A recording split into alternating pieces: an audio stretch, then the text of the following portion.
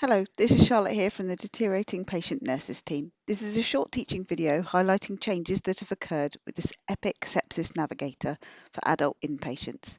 The changes will be in place from December the 22nd, 2025. The Sepsis Navigator should always be used when documenting sepsis screening, escalation and treatment. For those working in the emergency department, the sepsis screen can also be accessed through the ED narrator. The Sepsis Navigator has three new sections found within the red circle on your screen: Sepsis Escalation, Sepsis Response, and Sepsis 6. Let's go through these three sections. Start by screening your patient using this tab. Any patient with a news of more than 5 or where there is a clinical or carer concern that there is a suspected new infection should have a sepsis screen. If there is a suspected new infection, the patient will need to be escalated to a clinician. There is now a place for nurses to document their escalation and for doctors to document their response to this escalation. On your screen is the nurse's sepsis escalation. They record who they have escalated to, whether the patient has been seen by a doctor or is awaiting review, and if an SBAR has been done. They then click Close to save their documentation. The next section is the sepsis response. This is for doctors and ACPs to document their response to the sepsis escalation and a place for us to record the decisions that have been made.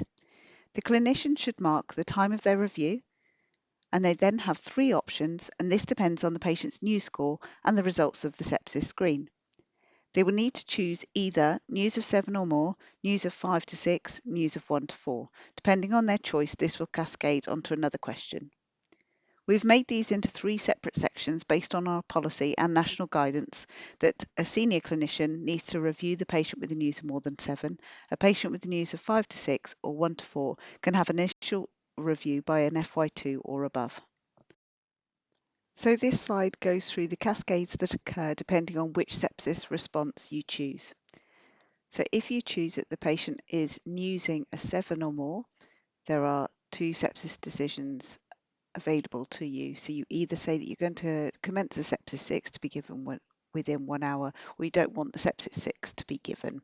Then you click Close and that's your documentation done.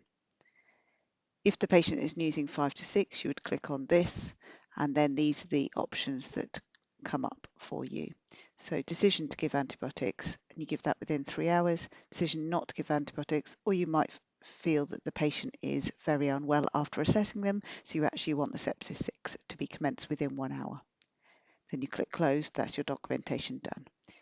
If the patient is newsing 1 to 4, but the nurses have escalated that patient to you because they feel that they have clinical concern, then these are the options available to you. So either IV antibiotics within 6 hours, no IV antibiotics, or the sepsis 6 within 1 hour. And then you click Close and that's your documentation done.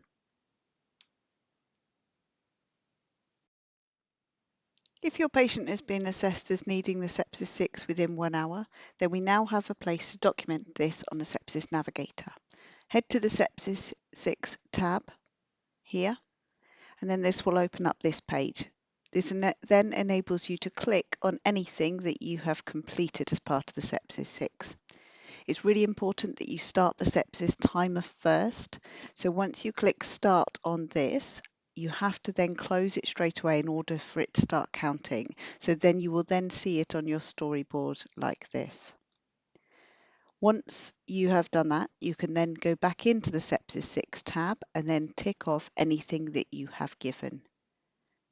You can re-enter this chart at any time. So if, for example, you do your blood cultures and you take your bloods and your lactate, you can then click Close. You can then come back to this screen later once you've completed the other tasks. Please remember at the end of the Sepsis 6 to click End to the sepsis timer. This will then enable us to see whether you've completed these actions within the 1 hour allocated. Any variance from full practice, please make sure this is written in the comments box. If you wish to review a patient's documentation of sepsis, head to the Sepsis Navigator. If they have been screened, it will look like this on the first page as you enter the Sepsis Navigator. So you can see in this example, this patient has been screened. They were screened on the 17th of the 12th at 11 a.m. The nurse suspected that there was an infection and the patient had a new score of 7 or more. At 11 o'clock, the nurse escalated to the doctor and they were awaiting review at that point. At 11:05, the doctor came and reviewed the patient and decided to commence the sepsis 6. At 11:05, the nurse started the sepsis timer and gave oxygen.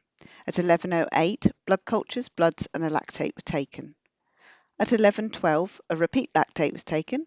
They gave IV fluids and they started the intake-output chart. At 11:15, they gave the IV antibiotics and they ended the sepsis timer.